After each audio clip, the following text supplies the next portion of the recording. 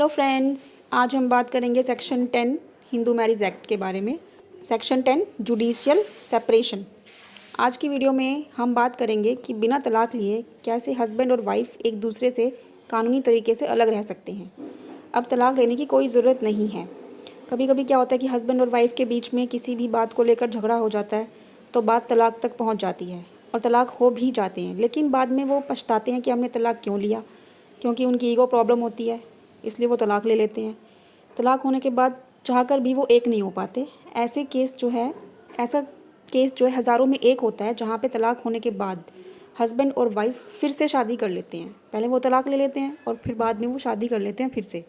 आज की वीडियो में हम आपको बताएंगे बिना तलाक लिए कानूनी तरीके से हस्बैंड और वाइफ अलग अलग रह सकते हैं, और जब एक दूसरे की वैल्यू पता चल जाए, जब उनको समझ आ जाए कि वो एक दूसरे के बिना नहीं रह सकते और एक दूसरे के लिए ही बने हैं और वह साथ रहना शुरू कर देंगे और तलाक भी नहीं होगा, तो आप जुडिशल सेपरेशन से क्या समझेंगे कि ऐसी घर को मतलब लास्ट स्टेज पर टूटने से बचाना एक जुडिशल सेपरेशन एक ऑप्शन होता है। जुडिशल सेपरेशन में क्या होता है कि जो हस्बैंड वाइफ हैं उनका अलग अलग रहना ज़रूरी नहीं होता, वो एक छत के नीचे रह सकते हैं, बस उनको मैरिटल ऑब्लिगेशन निभाने की ज़रूरत नहीं होती और जो हस्बैंड वाइफ का रिलेशन होता है उसको भी निभाने की ज़रूरत नहीं होती।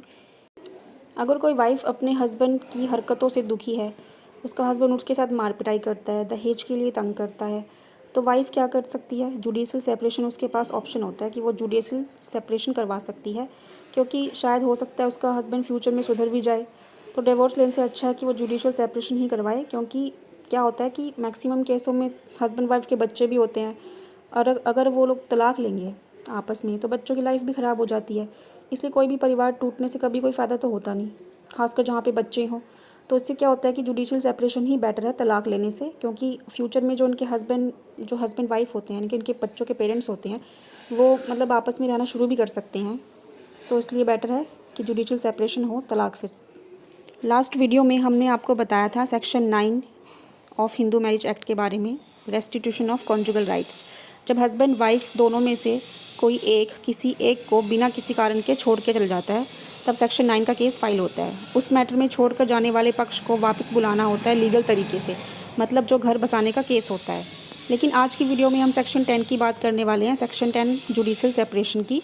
जब हस्बैंड वाइफ किसी कारणों से साथ नहीं रहना चाहते और ना ही तलाक लेना चाहते हैं, तो इसके लिए क्या कानून है? इसके लिए section 10 of Hindu marriage act का कानून है। इसमें कोर्ट से ऑर्डर होता है। जुडिशल सेपरेशन का मतलब है जब किसी मिसअंडरस्टैंडिंग की वजह से हस्बैंड और वाइफ के बीच में कोई प्रॉब्लम आ जाए, तब मैरिज को कोर्ट के ऑर्डर से दिए गए समय के लिए लीगल ब्रेक लगवाना, मतलब अलग अलग रहना और तलाक लेने से पहले अलग होकर एक चांस देना अपनी शादी को। सेक्शन 10 डील करता है जुडिशल सेपरेशन से। जुडिशल सेपरेशन जैसा लॉ हमारे हिंदू लॉ में नहीं था, लेकिन अब इसे सेक्शन 10 में इंट्रोड्यूस किया गया है। सेक्शन 10 सब सेक्शन 1 में बताया गया है कि कोई भी पार्टी, यानी कि हस्बैंड या वाइफ में से कोई एक भी डिस्ट्रिक्ट कोर्ट या फैमिली कोर्ट में जुडिशल सेपरेशन की पेटिशन फाइल कर सकता है। Judicial separation section 13 sub section 1 में जो ग्राउंड दिए गए हैं उनके बेस पे होता है, और सेक्शन 13 सब सेक्शन 2 में जो ग्राउंड दिए गए हैं वो सिर्फ लेडीज़ के लिए ही दिए गए हैं जुडिशल सेपरेशन के लिए। सेक्शन 10 सब सेक्शन 2 बताता है जुडिशल सेपरेशन की डिग्री पास होने के बाद हस्बैंड और वाइफ को साथ रहने की ज़रूरत नहीं होती और ना ही उनको अपने मैरिटल ऑब्लिगेशन निभाने की ज़रूरत होती है। वो एक छत के नीचे रह सकते हैं, लेकिन एज अ हस्बैंड वाइफ नहीं। अगर जुडिशल सेपरेशन की डिग्री पास हो जाए और उसके बाद दोनों में से कोई पार्टी जुडिशल सेपरेशन की डिग्री को कैंसिल करवाना चाहते हैं, तो वो उनमें से कोई भी एक पार्टी कोर्ट में एप्लीकेशन लगा सकती है। जुडिशल सेपरेशन की डिग्री कैंसिल करवाने के बाद ही वो अपने मैरिटल ऑब्लिगेशन निभा सकते हैं। लेकिन अगर जुडिशल सेपरेशन की डिग्री पास हो जाती है लेकिन उसके बाद भी वो हस्बैंड वाइफ अपने मैरिटल ऑब्लिगेशन निभा रहे हैं, मतलब सेपरेट नहीं रह रहे हैं एक दूसरे से और एज अ हस्बैंड वाइफ रह रहे हैं, तो वो उनकी जो डिग्री पास हुई है वो ऑलरेडी ही कैंसिल समझी जाएगी। Grounds for judicial separation. वैसे तो हम ये सेक्शन 13 डाइवोर्स के ग्राउंड में पढ़ेंगे, लेकिन इसमें हम शॉर्ट में बता देते हैं आपको। तो फर्स्ट है अडल्ट्री। जब हिंदू मैरिज एक्ट के अनुसार मैरिज हुई हो, उसके बाद हस्बैंड वाइफ में से अगर कोई भी थर्ड पर्सन के साथ उसका अफेयर हो जाता है या कर लेता है अपना अफेयर और फिजिकल रिलेशन बनाते हैं, तब एग्रीड पार्टी जुडिशल सेपरेशन के लिए अप्लाई कर सकती है। दूसरा ग्राउंड है क्रुएल्टी। चाहे वो मेंटल हो चाहे फिज़िकल हो। क्रूअल्टी में क्या क्या आता है कि झूठे एलिगेशन लगाना अडल्ट्री के, और मार पिटाई करना या शराब पी के तंग करना, मार पिटाई करना, गलत लैंग्वेज यूज़ करना, धमकियां देना, दहेज लाने के लिए तंग करना, या सुसाइड करने के लिए मजबूर करना, या सुसाइड करने की धमकी देना, ये सब क्या है? क्रूअल्टी है। तीसरा ग्राउंड है डिसर्शन। जब हस्बैंड या वाइफ में से कोई एक दूसरे को छोड़कर बिना किसी कारण से अलग रहने लग जाता है और अपनी मैट्रिमोनियल ऑब्लिगेशंस नहीं निभाता, तो वो है डिसर्शन। फोर्थ पॉइंट है इंसैनिटी। जब हस्बैंड या वाइफ में से कोई भी एक पागल हो जाए और दूसरा पक्ष उसके साथ रहना ना चाहता हो, तब दूसरा पक्ष जुडिशियल सेपरेशन करवा सकता है। अगला ग्राउंड है लेप्रोसी, मतलब कि कुष्ठ रोग। अगर दोनों पार्टी में से कोई किसी एक को भी कुष्ठ रोग है और दूसरा पार्टी उसके साथ रहनी नहीं चाहती, तो इस बेस पे भी जुडिशियल सेपरेशन करवा सकते हैं। अगला ग्राउंड है विनेरियल डिसीजेज।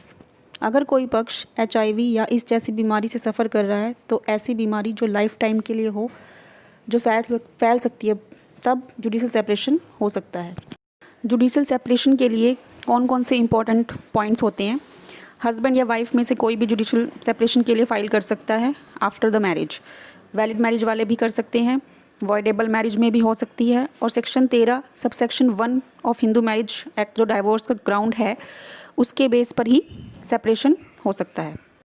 अगर हस्बैंड और वाइफ में से कोई एक जुडिशियल सेपरेशन के लिए कोर्ट में जाता है, तो ऐसे जुडिशियल सेपरेशन नहीं होगा जब तक सेक्शन 13 सबसेक्शन 1 के ग्राउंड नहीं होंगे। एलिगेशंस के जो भी ग्राउंड होते हैं वो सेक्शन 13(1) के हैं, वो होने चाहिए। भी प्रोसीजर होता है वो हम आपको आगे वीडियो में बताएंगे, वो फॉलो करना पड़ता है, तब भी जुडिशियल सेपरेशन हो सकता है। जुडिशियल सेपरेशन वॉइड मैरिज में नहीं हो सकता। वॉइड मैरिज कौन सी होती है? Bigamy, prohibited marriage, sapinda relationship marriage. Bigamy क्या है कि किसी ने दूसरी शादी कर रखी है, मतलब पहली वाइफ या हस्बैंड उसकी ज़िंदा है, उसके बाद भी सेकंड मैरिज की हुई है, तो वहाँ पे सेकंड मैरिज में जुडिशियल सेपरेशन नहीं हो सकता। प्रोहिबिटेड मैरिज क्या होती है? जो पहले से ही प्रोहिबिटेड है, ऐसी मैरिज जो कर ही नहीं सकते, जो वैलिड ही नहीं है, तो उसमें भी जुडिशियल सेपरेशन नहीं हो सकता। और स्पिंडल रिलेशनशिप में भी नहीं हो सकता। जिसमें स्पिंडल रिलेशनशिप आपको पहले भी हम बता चुके हैं वीडियोज़ में, जिसमें जो है क्लोज रिलेशनशिप होता है। सेक्शन 13(1) के कुछ ग्राउंड्स हैं जिसके बेस पे जो है जुडिशियल सेपरेशन की ज़रूरत ही नहीं पड़ती। उसमें कोर्ट क्या कहती है कि आप जो है डाइवोर्स की पिटीशन फाइल करो। वो कौन से ग्राउंड्स हैं? अगर किसी हस्बैंड या वाइफ ने अपना जो रिलीजन है, धर्म है, वो चेंज कर लिया है, जैसे कि हिंदू से वो मुस्लिम बन गया है, तो क्या है, वो उन दोनों की शादी वैलिड ही नहीं रही, क्योंकि उन्होंने धर्म चेंज कर लिया अपना। तो यहाँ पर भी तलाक ही लिया जा सकता है, जुडिशियल सेपरेशन की ज़रूरत नहीं है।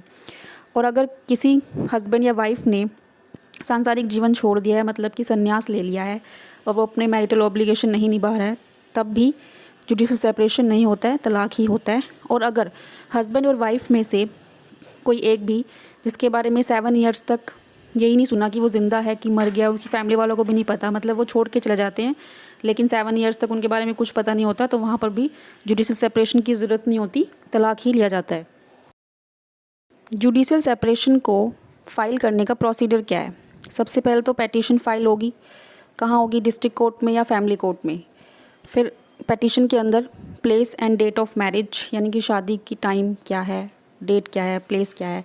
Affidavit of parties of being Hindu, कि दोनों पार्टीज़ जो हैं हिंदू हैं कि नहीं हैं। Name, status and resident of both husband and wife.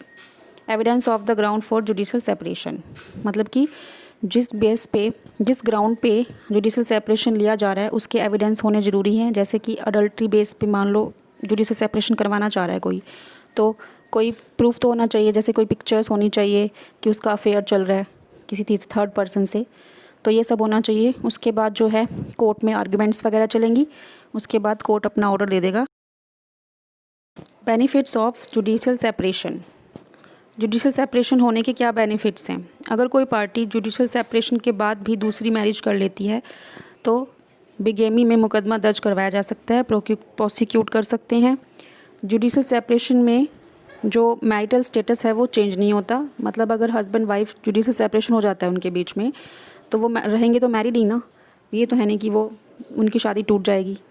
Third point है कि अगर हस्बैंड की डेथ हो जाती है, तब हस्बैंड की प्रॉपर्टी में वाइफ का हक रहता है जुडिशियल सेपरेशन के बाद भी। और जो मैरिटल ड्यूटीज़ हैं उनकी मैरिटल ऑब्लिगेशंस हैं वो ख़त्म हो जाती हैं। सेक्शन 125 CRPC और सेक्शन 26 कि बच्चों की कस्टडी और मेंटेनेंस के ये राइट भी रहते हैं। तो और एक है रिकॉन्सिलेशन हो जाता है कि जुडिशल सेपरेशन के बाद भी उनको मौका मिलता है बातचीत करने का, तो उनसे क्या होता है रिकॉन्सिलेशन हो सकता है उनके बीच में और मैरिज ख़त्म होने से बच जाती है, तलाक होने से बच जाता है, बच्चों की लाइफ ख़राब नहीं होती है। जुडिशल सेपरेशन के बाद भी कई बार क्या होता है कि हस्बैंड वाइफ को अपने रिश्तों की वैल्यू समझ आ जाती है। तो ये सब बेनिफिट्स हैं जुडिशल सेपरेशन के। जुडिशल सेपरेशन का मेन ऑब्जेक्ट क्या है, मतलब उद्देश्य क्या है कि पार्टीज़ जो हैं उनको एक चांस देना दोबारा से अपने रिलेशन को ठीक करने का। Can divorce be a judicial separation? क्या डाइवोर्स को हम जुडिशल सेपरेशन कह सकते हैं? डाइवोर्स जो है जुडिशल सेपरेशन नहीं होता, लेकिन जुडिशियल सेपरेशन के बाद भी साथ रहना ना चाहे तो तलाक ले सकते हैं सेक्शन 13B में या अदर ग्राउंड्स में।